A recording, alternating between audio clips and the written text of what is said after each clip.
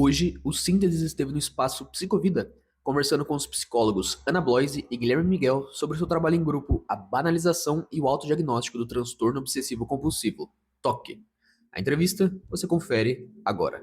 Qual foi o processo de idealização e confecção do livro? A ideia do livro ela surge então no contexto acadêmico, né? A gente estava chegando no último ano ali da faculdade, e aí vai surgindo a necessidade do TCC, né? Do trabalho da tese de conclusão de curso. E aí a nossa orientadora disse que teria que ser em grupo, e a gente se juntou, nós dois e mais duas amigas, né? Tá, vamos fazer como se fosse um brainstorming, né? Cada um dá uma ideia do que quer falar, do que quer fazer.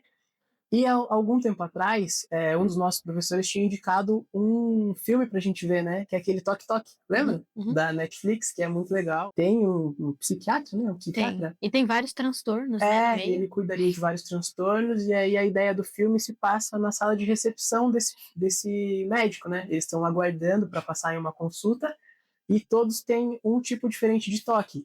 E aí a ideia desse psiquiatra é trancar essa sala, ninguém consegue sair, e eles ficam por horas ali juntos, e cada um tem um modo diferente de lidar, e o filme vai se passando nesse contexto.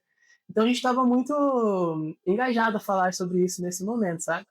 E aí a gente deu várias ideias de temas para o TCC, a nossa orientadora falou, olha, tem alguns que são legais, tem uns que nem tanto, mas esse aqui vai ficar muito maneiro. A gente falou, legal, vamos falar sobre toque então. E aí, assim, um TCC ele precisa afunilar, né? A gente não pode falar de algo tão amplo, então tem que ser algo mais focado.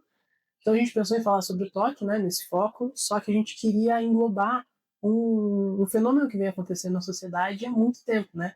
Que é justamente a banalização e principalmente o autodiagnóstico, né? De todo mundo se intitular uma pessoa com um transtorno psiquiátrico, algo que às vezes é muito grave, e que vai se tornando muitas vezes banalizado mesmo, né? Acho que essa é a grande palavra, né? Uhum. E aí, quando a gente propôs isso para a nossa orientadora, ela falou, só que aqui vai ser difícil de vocês acharem conteúdo. Uhum. Não tinha, porque ninguém falava sobre a banalização e autodiagnóstico. Então, quando a gente foi procurar, foi difícil. E aí entra o que o Gui falou, tem que afunilar. Então, a gente foi pesquisando coisas ao redor, né, conteúdos ao redor, para fazer o nosso novo, Sim. né? Então, por isso a gente bateu muito na tecla desse tema de banalização e autodiagnóstico, porque seria algo que ninguém chegou a escrever de fato, né? O que foi muito interessante.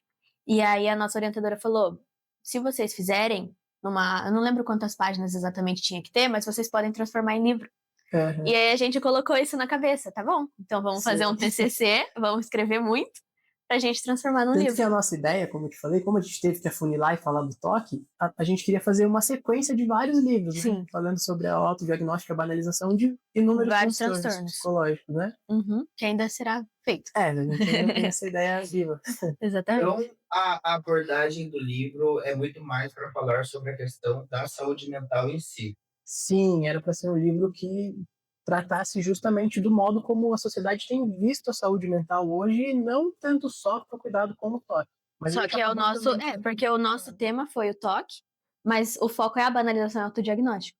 Então, igual o Gui falou, a gente quer fazer outros livros de outros transtornos, por quê? Porque o foco é a banalização e o autodiagnóstico do transtorno. Só que o toque a gente pegou porque era o mais falado.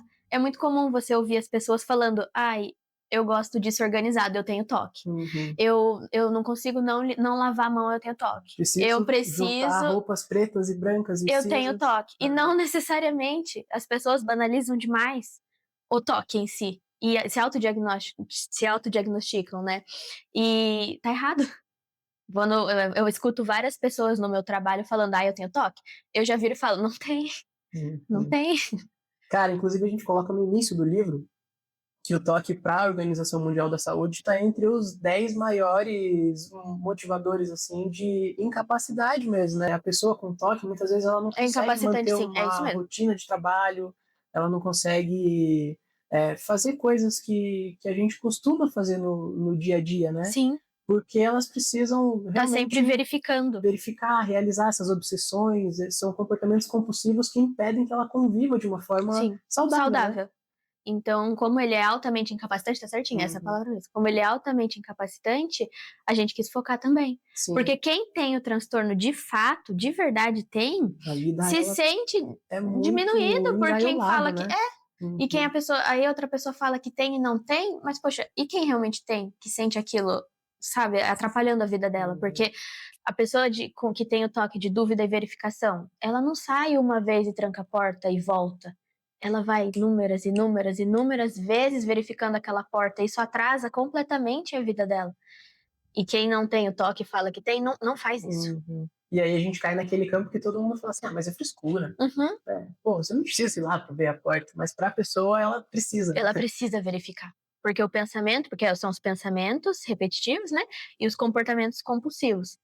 Então ela precisa verificar, porque o pensamento tá lá, será que eu tranquei a porta? Será que eu tranquei a porta? Aí quando ela tranca e sai, o pensamento volta. E esse que é o problema, né? Sim. E isso a gente tá falando de um dos tipos do toque, né? A gente tem Sim, tem 4. vários. São 4 né? tipos, sim. Que seria a dúvida e verificação, né? Pensamentos e pensamentos repugnantes, ordem e alinhamento e contaminação e limpeza. São os 4 subtipos do toque. Então, a gente deu esse exemplo, né? Mas da contaminação e limpeza, né? Então, a pessoa que lava muito a mão, ela machuca toda a mão. Não é só um lavar a mão uma vez ou 2, não. Ela machuca a mão dela lavando. Às vezes ela te cumprimentou, agora ela precisa ir lavar de novo. E assim, Sim. todas as vezes, né? Encostou em algum lugar, ela precisa lavar. Uhum. E a todo instante, isso fica um ciclo sem fim, né? Sim, sim. Por isso que, inclusive, numa das nossas partes do livro, a gente colocou que os portadores do toque, eles são prisioneiros dos próprios pensamentos. Porque vira uma prisão aquilo. Vira um ciclo eterno de verificação. Então, esse termo que a gente colocou, que uma das entrevistadas, ela falou sobre isso, né? A especialista em toque, é realmente aquilo, né? Eles são prisioneiros dos próprios pensamentos e temores. Porque o toque pega o portador naquilo que ele mais teme. Então, se ele teme, por exemplo, a questão da limpeza, o toque vai pegar ele ali. E vai ficar ali, preso. Porque não tem cura. Sim. O toque é um transtorno sem cura. A cura do toque é o quê? Na terapia, né? Daí também na terapia, com medicamentos, tudo. O portador conseguir trabalhar os seus pensamentos. Por isso a gente usou a abordagem cognitivo-comportamental. Porque é uma abordagem que trabalha o quê? Pensamentos, emoções e comportamentos. Então é uma abordagem, digamos assim, ela é mais assertiva para o toque. Não que as outras não sejam, Sim. porque todas são, mas é a abordagem mais indicada. Justamente por trabalhar os pensamentos. A intenção é que se torne mais funcional, né? Que a vida se torne exatamente. possível, pelo menos. Sim. A saúde mental é um tema bem comentado na internet nos dias de hoje. Como vocês enxergaram a evolução do entendimento científico do que é a saúde mental? Sim. Eu acho que nunca teve espaço para saúde mental na sociedade em si, né? E a gente está falando aí de sociedades muito anteriores à nossa, né? Desde Grécia Antiga, Roma Antiga, a saúde mental nunca teve espaço para conversa. Tanto que existem inúmeros conceitos de saúde, né? Antigamente, saúde era só não ter um sangramento, só não ter uma lepra, por exemplo, né? Que era aquela que fazia que a pessoa fosse para fora da cidade e nunca mais pudesse voltar, né? Então isso vai sendo construído e aí vão surgindo esses hospitais, que são lugares onde as pessoas se juntam ali porque elas não estão bem, às vezes em vulnerabilidade social, em uma situação de risco à saúde, né? E às vezes vem um curandeiro para visitar, para tentar ajudar alguma coisa, e isso vai se transformando até se tornar o hospital como a gente entende hoje, né? Um lugar com uma ala branca, com enfermeiros que estão ali prontos para sempre que chegar alguém doente, vai lá, né? Para cuidar dessa saúde.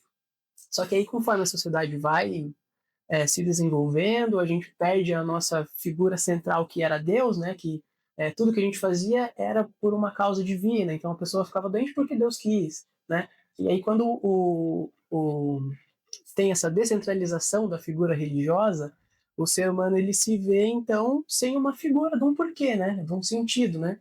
Tem até uma corrente na filosofia que é o niilismo, que fala a vida em si ela não tem um sentido construído, né? A gente constrói nosso sentido. E aí a gente fica meio sem um porquê. Aí o que começa a acontecer? A gente começa a estudar então o corpo humano, a figura humana, né? Esse ente humano, e o que ele pode construir, né? O que ele pode fazer com a vida dele.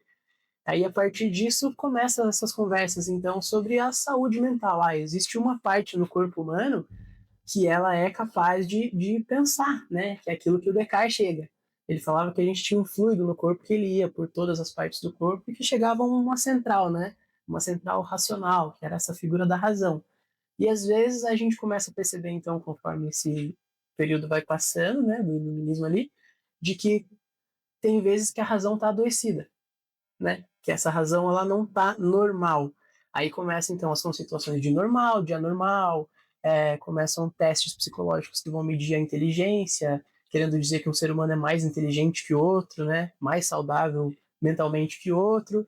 E isso vai se construindo até a gente chegar no Freud, que é a primeira pessoa que eu imagino que vai conceituar ali as obsessões e as compulsões, né? E aí então já surge essa figura da neurose, que seria o que depois eu imagino que o toque foi se desvencilhando a partir dessa conceituação de neurose obsessiva e compulsiva, né? Hoje em dia a gente tem então vários manuais que são descritivos da saúde mental, por exemplo, o DSM, né? O CID, que está no 11, CID-11, DSM-5-TR. E o Douglas Rondo tem A também. gente tem esse livro aqui também, que é um livro voltado para as psicopatologias, escrito pelo Paulo Dalgalarron. E ele agrupa, por exemplo, uma série de comportamentos que ele vai encaixar como se fossem várias gavetinhas. Ah, tal comportamento, vamos colocar aqui. Se você tem essa sequência de comportamentos, você está enquadrado nesse transtorno, sabe? Então a saúde mental ela vai ganhando espaço a partir disso, né? A gente começa a pensar, poxa, tem alguma coisa errada. Então, para aquela pessoa também, ela está repetindo o mesmo comportamento dessa. Ah, talvez elas tenham alguma coisa em comum, né? Então, eu imagino que a sociedade ela foi ganhando espaço para poder falar sobre a saúde mental conforme a história foi se desenvolvendo, né? Hoje a gente está em um momento em que a sociedade ela está tão acelerada, cara, tanto que tem muitos filósofos focando muito sobre isso, né? O Bauman, que falava sobre essa modernidade líquida, o próprio Byung-Chul Han, né? Sociedade do cansaço e tal. A gente está num momento tão acelerado que parece que falar sobre saúde mental se tornou necessário. E quando falar sobre algo se torna necessário, o mercado olha para isso com bons olhos, né? Então falar sobre saúde mental é lucrativo hoje. Por isso que a gente vê tanto aumento dessa fala, tantos livros, tantos cientistas se aprofundando nesse caso, porque tem dado dinheiro, tem dado retorno, né? Só Então, que por daí exemplo, entra a questão que, igual você colocou, que aumenta, né, a necessidade de fala. E aí nisso aumenta a banalização também. Porque a gente vê vários vídeos no TikTok de pessoas que não são psicólogos, de pessoas que não são profissionais da área, falando sobre os transtornos de maneira muito banal. Se você tem isso ticado, como se fosse um check, você tem esse transtorno. Sim. Mas acredito que quem deva colocar isso sejam os profissionais da área. Então, esse é o nosso ponto. Eu tenho uma paciente que todas as vezes que ela chega, ela vem semanalmente, todas as vezes que ela chega, ela fala pra mim, será que eu não tenho tal coisa? E parece que cada semana ela se vê em um novo transtorno e a vida dela não anda pra frente porque ela sempre acha que falta uma resposta, né? E assim, ela vê vídeos, eu acho que eu tenho isso, será que eu não tenho? E eu tenho que falar, não, calma, vou pensar direito, por que você acha que tem isso, né? Então eu acho que, justamente, Ana, eu acho que eu concordo com você, porque as redes sociais hoje, elas têm impulsionado muito essa conversa, mas de uma forma não assertiva, né? Tem pessoas que colocam de maneira muito assertiva, né? Mas acho que a gente tá no meio dos dois extremos. A gente tá no meio das pessoas que são formadas na área mesmo, colocando, explicando, com curiosidade mesmo, né? Um conteúdo, então, explicativo, informativo. E as pessoas que pegam isso e transformam em algo algo que não é pra ser bobo. É pra ser sério. Sim, porque a gente tá falando sobre vida, sobre dor, sobre sofrimento de verdade, né? Exatamente. Que nem o ChatGPT virando psicólogo. Porque agora tem isso, né? Eu vou me consultar com o ChatGPT. Não existe isso, porque o chat é uma inteligência artificial. Psicólogo é o quê? É um ser humano. Ele vai estar ali com você empaticamente, de igual para igual, como um mediador, para que você encontre e você se encontre, né? O chat não vai fazer isso. Ele pode dar todo ali o arcabouço teórico, porque ele tem, né? Afinal, é uma inteligência artificial, mas ele não tem o humano que o psicólogo tem. E as pessoas estão indo para o ChatGPT. E isso é curioso, né, Richard? Porque a gente está num momento de informações na palma da mão, né, cara? A gente tem enciclopédias e muito conhecimento na palma da mão, mas ao mesmo tempo parece que a gente quer saber um pouquinho de cada coisa. A gente não precisa se aprofundar em nada. E a partir disso, tudo se torna banal. Eu acho que a gente está banalizando a vida, né? Qual é o sentido quando vocês se tratam banalização no livro de vocês? Bom, a banalização, né? O que seria tornar algo banal? De maneira mais informal seria o quê? Seria deixar algo muito senso comum. Quando a gente fala sobre banalizar algo, a gente está tornando senso comum, certo? Se a gente joga a banalização para saúde mental não é algo bobo, não é algo que deva ser colocado como senso comum. A gente tem que ver a saúde mental de maneira focalizada, né? Então, estudos científicos, etc. Por que a gente vai discutir banalização? Porque a sociedade está banalizando tudo. Tudo nos dias de hoje está se tornando banal e de senso comum. Então, se eu leio algo no Google, por exemplo, e eu não sou formado na área, mas eu li no Google, eu já sei. Então, se eu sei, eu posso falar sobre com o maior conhecimento do universo inteiro. Sim, a pessoa foi estudou, ela sabe, tudo bem. Mas é diferente de você pegar um psicólogo falando sobre um transtorno mental e uma pessoa com senso comum falando sobre o transtorno mental. O psicólogo teve 5 anos para estudar sobre aquilo. No mínimo, No né? mínimo, porque continua, né? Você faz pós-graduação, você continua estudando. E uma pessoa que leu no Google, por exemplo, que é o que a gente está vendo em muitos casos hoje em dia, está banalizando, então. Então, está tornando no senso comum, e é isso que a gente quis trazer. No nosso livro, claro, a gente colocou o TOC como um exemplo, né? Mas é a banalização de todos os transtornos mentais, porque a gente vê, por exemplo, nos dias de hoje, muita gente falando que tem autismo, sem ter de fato. TDAH também é muito citado, depressão muito citada, e é diferente Transtorno você bipolar, ter né? transtorno bipolar muito citado também. E é diferente, por exemplo, a pessoa falar, eu tenho depressão, tá? Mas é diferente você ter depressão e você ter momentos depressivos. Todo mundo tem momentos depressivos, mas ter depressão é outra coisa. Então, o que deixa triste, até é um pouco triste, né? É isso, as pessoas banalizarem coisas que não devem ser banalizadas. O senso comum, ele é necessário, né, cara? Por exemplo, a gente ensina as nossas crianças que elas não podem atravessar a rua sem olhar, e a gente consegue fazer um cálculo da distância do carro até a gente, se a gente vai conseguir ter tempo para chegar ao outro lado sem sofrer um acidente, por conta do senso comum. A gente não faz um cálculo realmente matemático, aquele carro está a tal distância, tal velocidade, não vai me atingir, vou passar. Mas a gente consegue fazer isso de uma forma fácil até, né? Porque isso é senso comum. A gente precisa do senso comum para viver, porque a gente adquiriu conhecimentos que são necessários para a nossa vida através de um conhecimento que é passado de geração em geração. Só que, quando a gente começa a utilizar isso para tudo na nossa vida, a gente passa de um limite, né? Eu acho que também, Ana, que você disse perfeito, assim, existem conhecimentos que eles vão ficando sedimentados, né? Cristalizados. Então, quando a gente trata tudo como coisa simples, transformando talvez a depressão até uma comparação bem distante, mas com uma simples dor de cabeça que a gente pode curar de forma fácil, a gente está fazendo com que uma pessoa que está sofrendo muito não tenha voz ouvida, né? Então, E eu aí acho que entra que a banalização. a banalização é justamente isso, né? E também a gente trouxe essa outra palavra do autodiagnóstico, porque é algo muito presente na sociedade hoje também, né? Uma medicalização, então a gente precisa melhorar logo para voltar a trabalhar e ser produtivo e eficiente no dia seguinte, então, vou tomar esse dipirona aqui para minha depressão. E aí, né, a gente vai achando fórmulas de voltar a produzir, de voltar a trabalhar, de voltar a ser eficiente sem ficar doente, né, sem fugir do normal, de uma forma que a gente dá esse autodiagnóstico. Todo mundo tem a sua farmacinha guardada, né? Então todo mundo, hoje eu não tô bem, vou tomar um Ribotrilzinho aqui para eu dormir, né? Então eu acho que a gente tem banalizado a saúde mental no geral e tem se autodiagnosticado para que a vida continue essa vida acelerada que tá, né? Sem que as pessoas possam olhar com calma para suas dores, né? Então eu acho que até a partir daí, né, a gente banaliza porque a gente não olha para dentro também, né? A ponto de procurar um médico para saber o que eu tenho de verdade, eu vou tratar isso como algo que todo mundo está falando que é, então posso resolver como todo mundo tem resolvido, né? Sim. Sendo que as pessoas são únicas e subjetivas, né? Então, assim, não tem como dois indivíduos com depressão, eles são completamente diferentes. Você nunca vai tratar os dois da mesma maneira. Porque nós somos seres únicos, né?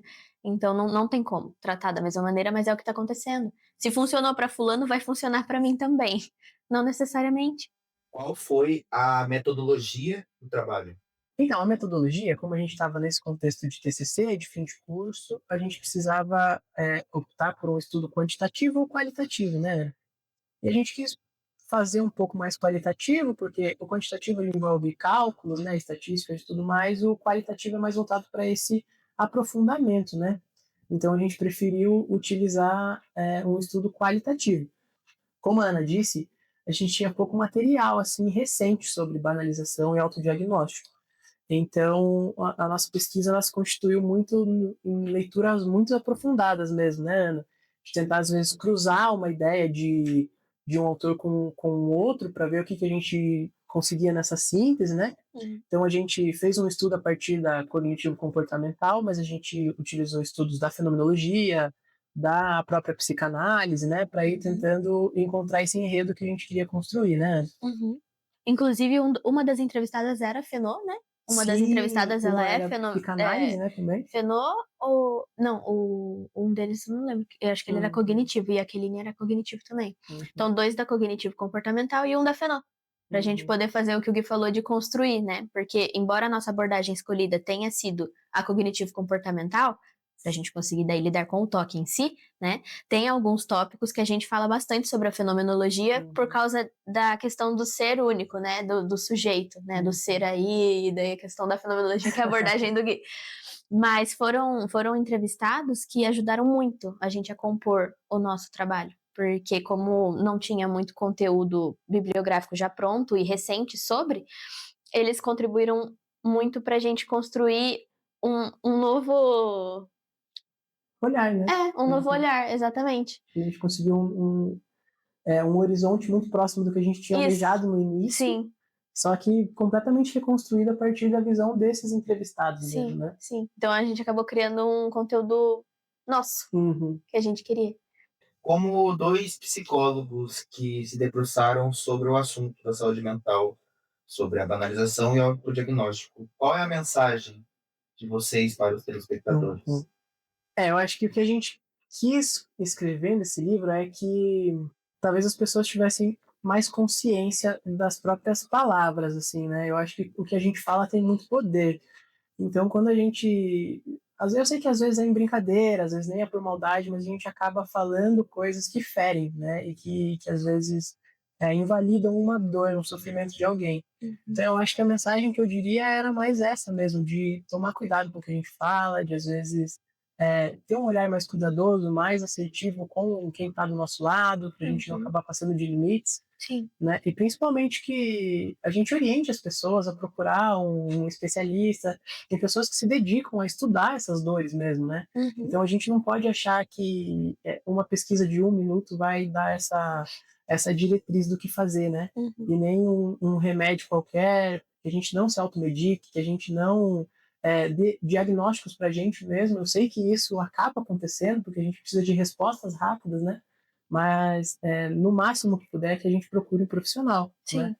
Claro que assim, a gente sabe que a psicologia em si ela é elitista, né? Ela se construiu dessa maneira, voltada para pessoas com poder aquisitivo, né? E hoje eu sou um profissional que atuo no SUS, então eu sei que a gente tem tentado oferecer possibilidades para que englobe o máximo de pessoas possível, né? Para que todo mundo tenha acesso a esse cuidado em saúde mental, em saúde no geral, né? Então, acho que a gente procure ferramentas ao nosso alcance, né? Para poder tornar essa vida menos banalizada mesmo, como a gente tentou trazer.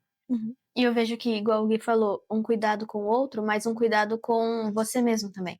Porque muitas vezes a gente até tem o cuidado com o outro, né? Então, precisa realmente do cuidado com o outro. Mas a gente não olha para dentro da mesma maneira. A gente cuida do outro e não cuida da gente. Então, eu também pegando, o Gui falou mais da banalização, né? Então, pegando o autodiagnóstico também, se você pensa que você tem algo, né? E você vai pesquisar, como o Gui falou, uma pesquisa de 1 minuto, tenta ter esse cuidado com você e ir atrás de verdade. Né? Como o Gui comentou, a psicologia é elitista, sim, é elitista, mas tem vários profissionais que estão tentando fazer as vagas sociais, né? Que estão tentando proporcionar isso, sejam os profissionais particulares, né, quanto daí questão de SUS, né, e os outros meios de encontrar essa ajuda. Porque o cuidado que você tem com o outro é o cuidado que você tem que ter com você mesmo.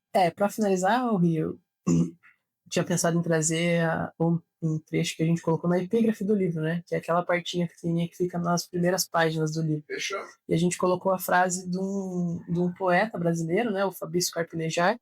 E ele escreveu isso num contexto de um livro que ele fez após a Covid, né? E tudo mais. Mas a gente quis trazer também para esse sofrimento psicológico, porque assim o Covid passou, né? A gente sobreviveu, mas o sofrimento ainda está aí, né? A nossa sociedade ela ainda enfrenta muitos demônios assim, né? Então o Fabrício fala assim em um trecho, né? Entenderemos que seremos felizes outra vez, mas agora tolerando a imperfeição, aprendendo a conviver com a dor. Eu acho que é muito isso, né? Igual a Ana disse, o toque ele não tem cura, tem muitos transtornos psicológicos, por exemplo, a esquizofrenia ou o próprio transtorno bipolar, que eles não têm cura. Mas a vida não acaba aí, o diagnóstico não é o fim, né? Talvez a partir dele seja o início, para que a gente cuide agora, né? Sem pressa e talvez sem atalhos, né? Mas talvez pegando um caminho mais difícil também. E a partir daí a gente possa voltar a ser feliz, né?